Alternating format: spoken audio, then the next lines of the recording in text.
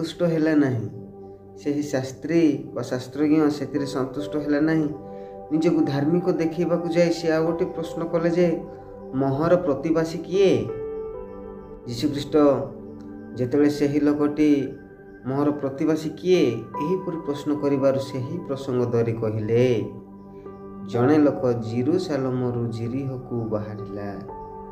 ସେ ଡକାୟତମାନଙ୍କ ହାବୁଡ଼ରେ ପଡ଼ିଗଲା ଏବଂ ତାହାକୁ ତାହାର ଡ୍ରେସ୍ ପତ୍ର ଛଡ଼ାଇ ନେଇଗଲେ ଏବଂ ତାହାକୁ ମାଡ଼ ମାରିଲେ, ଦରମରା ଅବସ୍ଥାରେ ଛାଡ଼ିଦେଲେ, ଯାହାକି ଅଧମରା ଅବସ୍ଥା, ଯେଉଁଟାକି ସେମାନେ କ୍ଷତ ଦାଗ ଏପରି ଭାବରେ ବ୍ଲିଡ଼ିଂ ହେଇଗଲା, ବ୍ଲଡ଼ ବହିଗଲା, ସେ ଛଟପଟ ହେଉଅଛି, ବଞ୍ଚିବାର ତାର ଉପାୟ ନାହିଁ। ଏହିପରି ଅବସ୍ଥାରେ ନା ମରିପାରୁଛି ନା ବଞ୍ଚି ପାରୁଛି, ଏହିପରି ଅବସ୍ଥାରେ ଛାଡ଼ିକି ଚାଲିଗଲେ।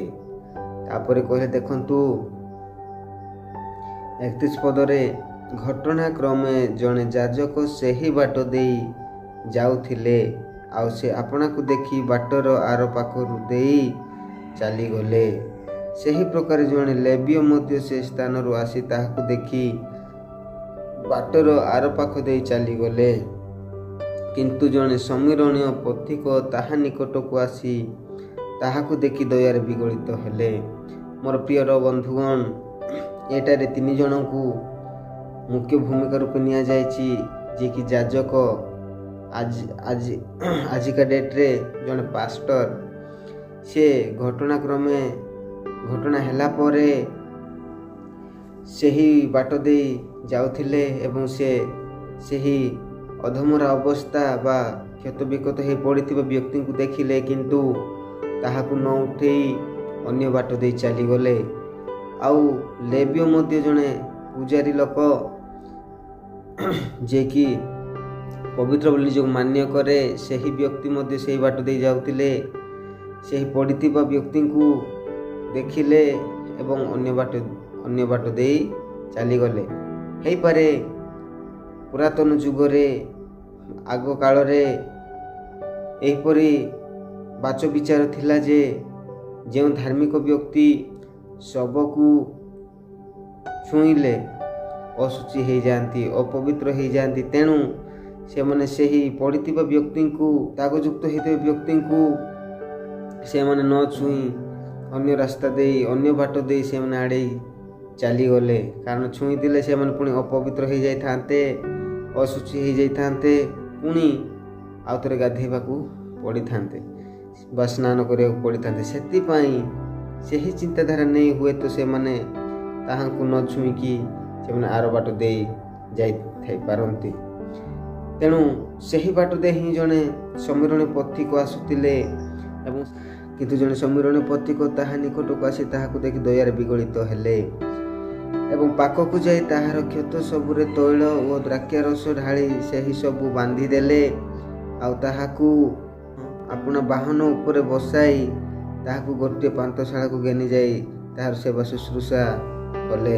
ଦେଖନ୍ତୁ, ସେହି ପଡ଼ିଥିବା ବ୍ୟକ୍ତିଙ୍କୁ ସେହି ସମୀରଣୀ ପଥିକ ଆପଣା ବାହନ ଉପରେ ବସାଇ ସେ ଏକ ପାନ୍ଥଶାଳାକୁ ନେଇଗଲେ ଏବଂ ପାନ୍ଥଶାଳାକୁ ନେଲା ପରେ ଦେଖନ୍ତୁ 34 ପଦରେ ଲେଖାଯାଏ, ଏବଂ ପାଖକୁ ଯାଇ ତାହାର କ୍ଷତ ସବୁରେ ତୈଳ ଲଗାଇ ଦ୍ରାକ୍ଷାରସ ଢାଳି ସେହି ସବୁ ବାନ୍ଧିଦେଲେ।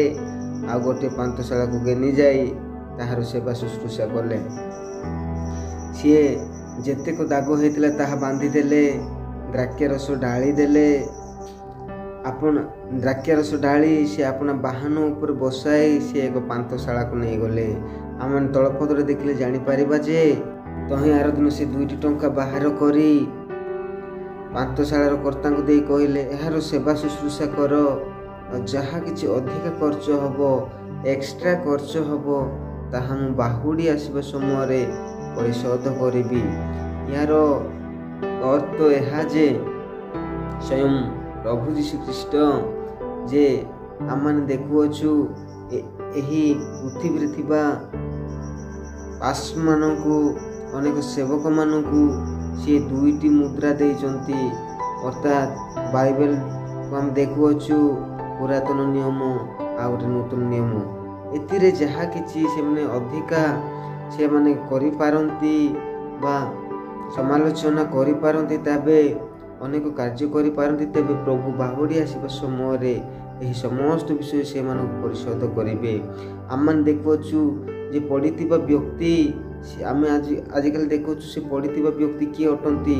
ଆଜିକାଲି ଲୋକମାନେ ନା ପ୍ରଭୁଙ୍କୁ ଭଲରେ ଜାଣୁଛନ୍ତି ନା ଜାଣିବା ପାଇଁ ଚେଷ୍ଟା କରୁଛନ୍ତି।